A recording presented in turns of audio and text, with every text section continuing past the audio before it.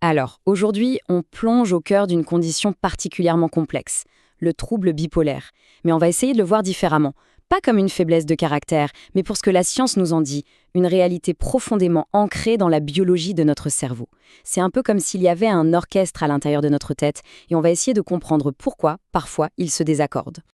Ce qui caractérise le trouble bipolaire, ce sont vraiment ces deux pôles, ces deux extrêmes. D'un côté, il y a la manie. C'est une sensation d'énergie qui déborde, des pensées qui fusent à 1000 à l'heure, une euphorie, mais aussi beaucoup d'agitation, d'impulsivité. Et puis, de l'autre côté, c'est la chute libre, la dépression. Un abattement total, une fatigue de plomb et cette incapacité à ressentir le moindre plaisir. Et attention, on ne parle pas ici de simples sauts d'humeur, hein. Non, non, ce sont de véritables basculements, des changements profonds dans le fonctionnement même du cerveau. Pour bien se représenter ce qui se passe, on va filer une métaphore tout au long de cette analyse, celle du cerveau-orchestre. Imaginez, dans cet orchestre, il y a les musiciens, qui représentent nos émotions. Et puis, il y a le chef d'orchestre, qui est censé diriger tout ça, donner le tempo. Eh bien, dans le trouble bipolaire, c'est comme si une partie de l'orchestre se mettait à jouer beaucoup, beaucoup trop fort, et que le chef d'orchestre, lui, avait complètement perdu le contrôle. Alors, cet orchestre, où se trouve-t-il dans le cerveau? Ce sont les parties les plus profondes, les plus anciennes qu'on appelle le système limbique. Des zones comme l'amygdale, qui gèrent nos réactions émotionnelles de base, deviennent hyperactives. C'est un peu comme si la section des cuivres et des percussions décidait de jouer un solo assourdissant en permanence, amplifiant la moindre émotion jusqu'à l'extrême. D'accord, l'orchestre s'emballe. Mais que fait le chef d'orchestre pendant ce temps? Lui, il se situe juste derrière notre fond. C'est le cortex préfrontal. C'est notre tour de contrôle. La partie qui planifie, qui raisonne, qui calme le jeu. Et le problème, c'est que dans le trouble bipolaire, cette région tourne au ralenti. Elle est sous-active. Le chef d'orchestre est dépassé. Il agite sa baguette, mais les musiciens ne l'écoutent plus.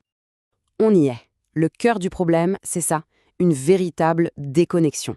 Le conflit fondamental du trouble bipolaire, c'est ce déséquilibre immense entre un cerveau émotionnel qui hurle et un cerveau rationnel qui n'arrive plus à baisser le son.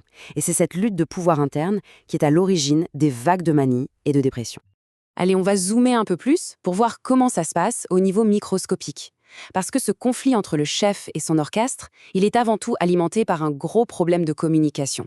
Les messagers chimiques du cerveau, ce qu'on appelle les neurotransmetteurs, sont complètement déréglés. Ce tableau, il montre bien le cocktail chimique explosif. La dopamine, le carburant de notre motivation, en excès massif pendant la manie, puis quasiment à sec pendant la dépression. La noradrénaline, qui gère notre niveau d'énergie, c'est le même schéma. Et ce n'est pas tout.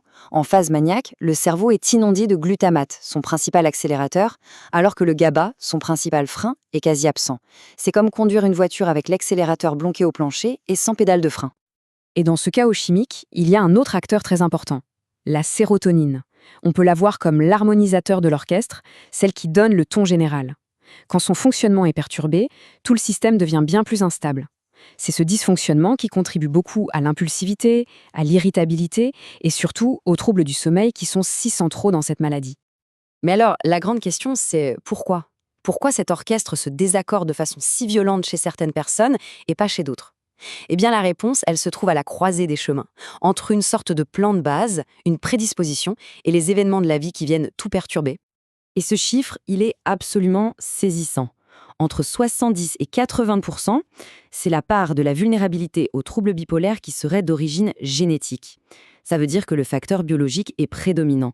Ça montre bien que ce n'est pas une question de volonté ou de faiblesse morale, mais bien d'une prédisposition qui est inscrite dans les gènes. Attention, ça ne veut pas dire qu'il existe un seul gène du trouble bipolaire. C'est bien plus subtil que ça. Il faut plutôt imaginer une partition musicale complexe composée de plusieurs petites variations sur plusieurs gènes qui, ensemble, créent cette sensibilité. Certains, comme CACNA1C, jouent sur la communication entre les neurones. D'autres, comme le gène CLOCK, son nom est assez parlant, touchent directement à notre horloge biologique interne. Donc, avoir ces gènes, c'est avoir le plan, le terrain fertile. Mais pour que la maladie se déclare, il faut très souvent un déclencheur, une étincelle. Ça peut être un stress très intense, un traumatisme, mais aussi, et c'est vraiment un point clé, une simple perturbation du sommeil. C'est cet événement qui va venir activer la vulnérabilité et faire dérailler l'orchestre. Ce point sur les rythmes est absolument central. Le trouble bipolaire est profondément lié à une perturbation de l'horloge interne. Le sommeil, l'appétit, les niveaux d'énergie, tout ce qui est cyclique dans le corps est affecté. D'ailleurs, c'est bien connu dans le suivi des patients, une seule nuit blanche ou un décalage horaire important peuvent suffire à déclencher un épisode maniaque. Notre horloge interne, c'est le métronome du cerveau. Si le métronome se dérègle, c'est tout l'orchestre qui part en cacophonie. Alors, si on met toutes les pièces du puzzle ensemble, les régions du cerveau, la chimie, les gènes et ces fameux rythmes, une image d'ensemble beaucoup plus cohérente commence à se dessiner. Et cette citation, elle résume tout à la perfection. Le problème, ce n'est pas ce que la personne pense ou ressent. La tristesse, la joie, la colère, ce sont des émotions humaines normales. Le vrai problème, c'est la modulation.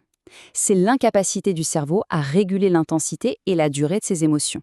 C'est comme si le thermostat émotionnel était cassé et qu'il ne pouvait passer que de glacial à brûlant, sans aucun intermédiaire. Pour résumer, on a donc un système qui est en déséquilibre à tous les étages. On a l'instabilité des messagers chimiques qui créent les extrêmes, on a une plasticité cérébrale qui est altérée avec de l'inflammation, ce qui empêche le cerveau de bien récupérer, on a cette horloge biologique déréglée qui agit comme un détonateur, et tout ça, bien sûr, reposant sur un terrain de vulnérabilité génétique. Cette vision purement biologique, ça change complètement la perspective. Surtout, ça retire tout le poids de la culpabilité et du jugement. La question n'est plus pourquoi tu ne te contrôles pas, mais elle devient plutôt si le cerveau est un orchestre qui a perdu son rythme, comment peut-on l'aider? Comment peut-on, à travers les traitements, l'hygiène de vie, le soutien, l'aider à se réaccorder et à retrouver son harmonie? C'est ça tout l'enjeu thérapeutique.